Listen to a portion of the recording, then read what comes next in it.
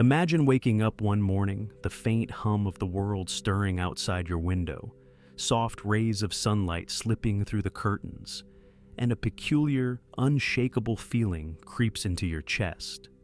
The life you've been living doesn't feel like it's truly yours. Every decision you've ever wrestled with, where you've planted your roots, the career you've poured your days into, the relationships you've nurtured or let fade, every value you've held up like a shield, every dream that dances in the corners of your mind when the world goes quiet, how much of it flows from the deepest, truest part of you, and how much is a faint, borrowed whisper from the world around you, shaped by forces you've never stopped to question. Your parents' unspoken dreams for you, the grinding machinery of societal expectations, or that subtle, relentless pressure to blend into the crowd. Let that sit with you for a moment. It's heavy, isn't it? What if the identity you've carried through years of triumphs and stumbles, the one you've polished and protected like a prized possession, isn't the solid bedrock you've assumed, but a delicate patchwork stitched together from threads you didn't even spin? Today, we're diving headfirst into the wild, uncharted wilderness of Carl Gustav Jung's mind, a thinker who didn't just poke at the surface of the human soul, but plunged into its deepest, murkiest depths. Jung believed life doesn't spark into full flame until you uncover your authentic self, the you beneath the noise. But what does that really mean in a world that's hell-bent on telling you who you should be? Why do so few ever claw their way to that truth?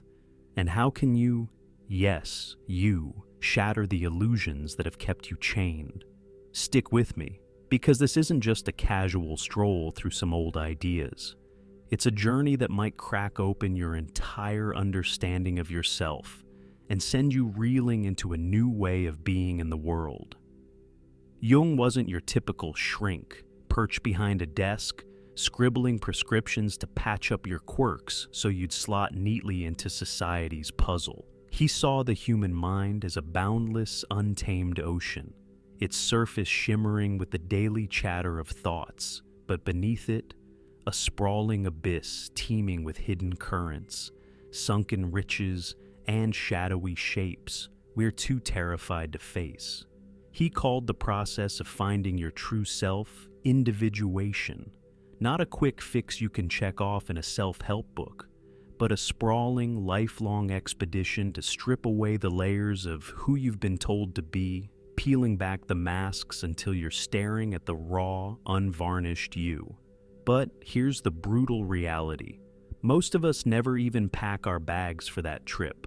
We drift through life, tangled in roles we didn't write for ourselves, student sweating over exams to prove your worth, worker clocking in to chase someone else's deadline, parent juggling a dozen plates to keep everyone happy, or maybe the shiny success story people toast to at gatherings. We don't stop to wonder, does this life sing in tune with that quiet, persistent voice inside me?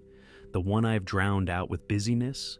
Instead, we sprint after scraps of validation, a thumbs up from a colleague, a flood of hearts on a selfie, a stranger's "you've got it all together," all while a subtle, restless ache festers beneath the surface, murmuring that we're missing something vital.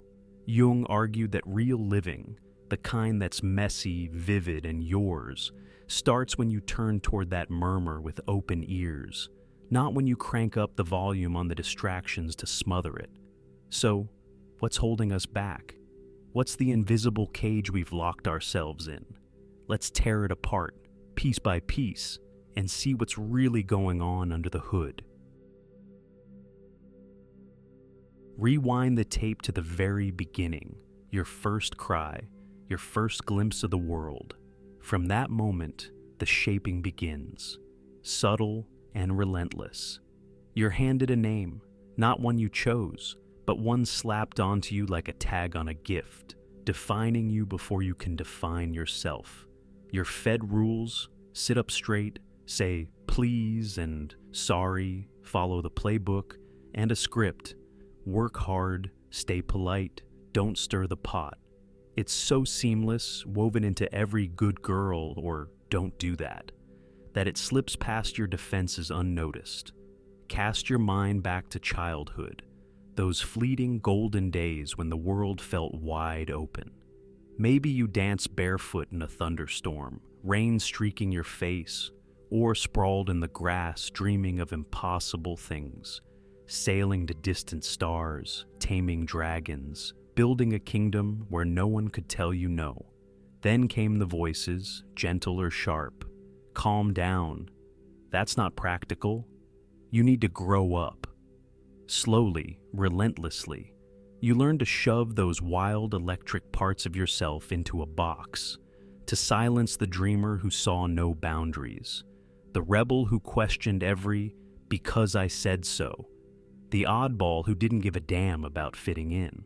Jung called this polished front you built the persona, the gleaming mask you wear to navigate the world, to play the game.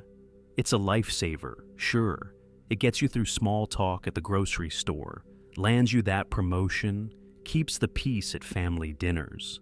But it comes with a steep cost. The more you lean into that mask, perfecting its edges, the further you drift from the untamed, vibrant you simmering beneath it. Ever found yourself mid-laugh at a party, nodding along and felt a jolt? Is this me, or just the role I'm playing? That's the persona running the show, hogging the spotlight while the real you paces backstage, itching for its moment to break free. But there's another layer, something murkier, more elusive, lurking just out of sight: the shadow. This isn't the polished stuff you'd parade on social media or trot out in a job interview. It's the jagged, messy bits you shove into the dark corners of your mind. Your gnawing fears, your secret hungers, the traits you'd rather die than let anyone glimpse. Maybe it's the fury you swallow when someone cuts you off in traffic, the envy that stings when a friend lands the life you wanted, or the reckless urge to ditch everything: job, routine, responsibilities, and chase a horizon you've only dared imagine in whispers. Jung said, the shadow doesn't just fade into oblivion because you slam the door on it. It's alive, cunning, and always working the angles. Ever snapped at someone, a roommate, a kid, a cashier, and stood there, shocked, thinking, whoa, where the hell did that come from? Or caught yourself despising someone's arrogance, their loud swagger, only to realize days later it's a piece of you you've buried deep. That's the shadow at play, yanking levers you didn't even know existed. We exhaust ourselves keeping it locked up, pasting on smiles, swearing we're fine, pretending we're all light and no storm, because facing it feels like stepping blindfolded into a raging tempest. But Jung flipped that terror upside down. He saw the shadow not as a flaw to torch, but as a treasure chest brimming with untapped power. Those rejected scraps, your doubts, your hidden wildfire, aren't garbage to haul away. They're the raw, unpolished gems of your freedom, waiting for you to muster the guts to crack them open and see what shines. Now here's where it gets wild. Stay with me, because this could shift everything. What if facing that shadow, those fears you dodge like potholes, those dreams you've buried under years of "not now," could be the master key to breaking out of the prison you didn't even know you were in? Jung's genius wasn't in preaching a scrubbed clean life or a fake it till you make it smile. It was in shouting, pull it all out, fear, shame, rage, brilliance, and stitch it into the full, messy, breathtaking picture of you. Think of a time you felt stuck, like quicksand was swallowing your feet. Maybe you didn't speak up in a meeting because you pictured everyone laughing, or you chased a degree, a house, a title that wasn't even your dream, just to prove you're enough to someone who doesn't matter. What if that fear wasn't a stop sign, but a flickering neon arrow pointing to a deeper you clawing for air. That's individuation in its gritty glory, not a pastel self-help hashtag, but a headlong dive into the dark, asking, where did this knot in my gut come from? What's it guarding?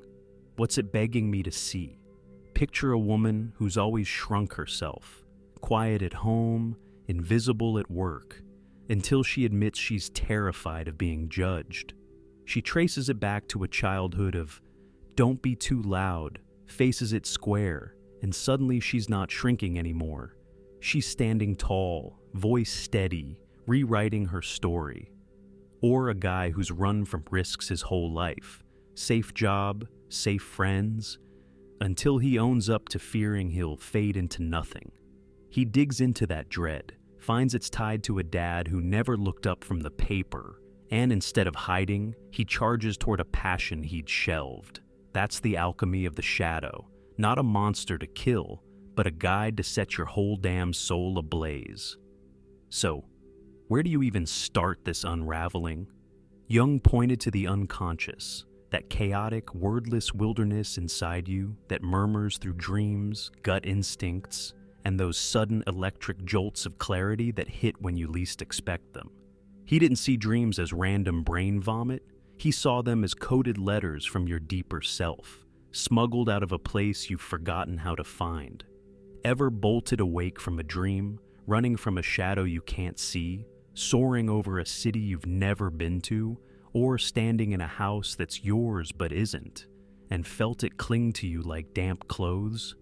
That's your unconscious pounding on the glass, screaming for you to pay attention. Jung was wild about creativity too. Scribbling stream of consciousness rants in a journal, sketching bizarre symbols on napkins, even muttering to yourself like a half-crazed artist. Because it's a rope ladder into that inner jungle. But the simplest way in, just notice. Catch yourself tensing when someone says, I'm proud of you. Feel the twist in your chest when you choke back a truth to keep the peace.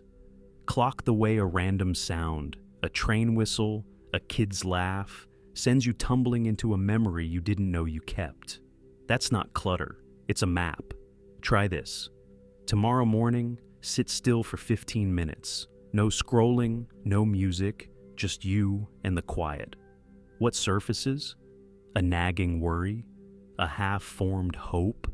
A face you haven't thought of in years?